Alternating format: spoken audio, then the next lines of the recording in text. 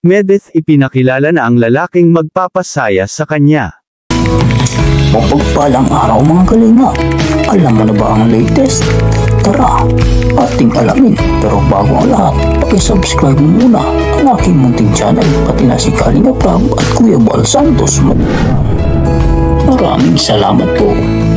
Isang napakagandang achievement talaga ang nakamta ni Medeth dahil sa kanyang pagsusumikap, mula sa kanyang pagtitinde ng leche flan at iba pa ay unti-unti nakakaipon si Medeth.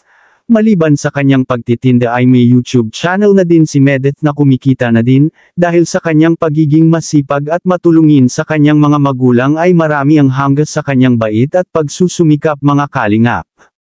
Sa kabila ng lahat ng nangyari mga kalingap sa paghinto ng Medeth at Kalingap Dan ay nanatiling matatag si Medeth at hindi nagpaapekto sa masakit na nangyari.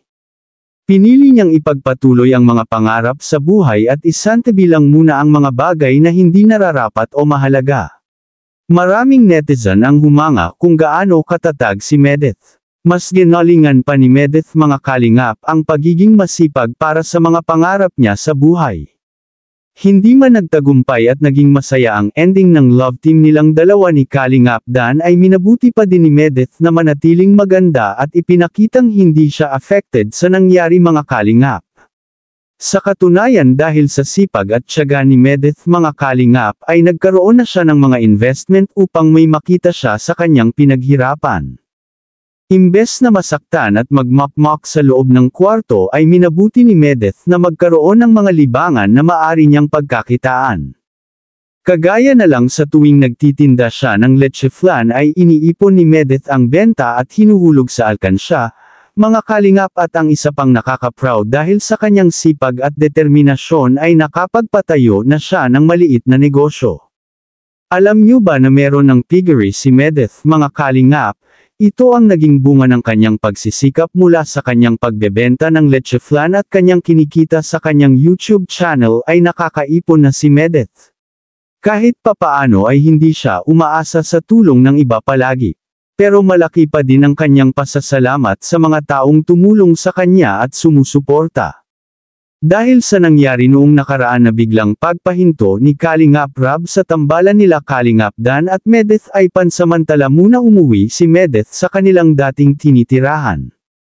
Madaming kakilala si Medeth sa lugar nila at halos lahat ay binabati siya.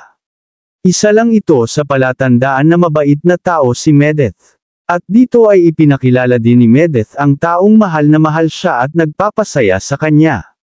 At hindi naghahanap ng anumang kapalit. Narito po ang video, panoorin natin. Hello po. Good afternoon po.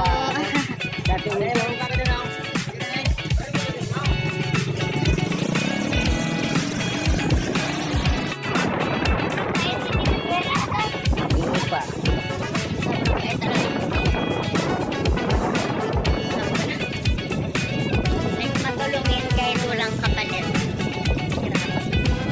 Ganyang mga tao yung pinagpapala talaga. Pwede mo kaming banggitin dito. Kaya pag magla-live ako, dapat lagi ko sila babanggitin ni Tito Jerry. Ngayon, lagi ko na silang babanggitin, guys.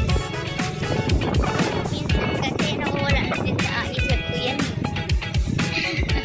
Kung sino na lang yung mabasa ko sa comment, yun. Anong masasabi mo tungkol dito mga kalingap? I-comment mo lang sa baba ang gusto mong sabihin at ating babasahin isa-isa. Maraming salamat po. To God be the glory.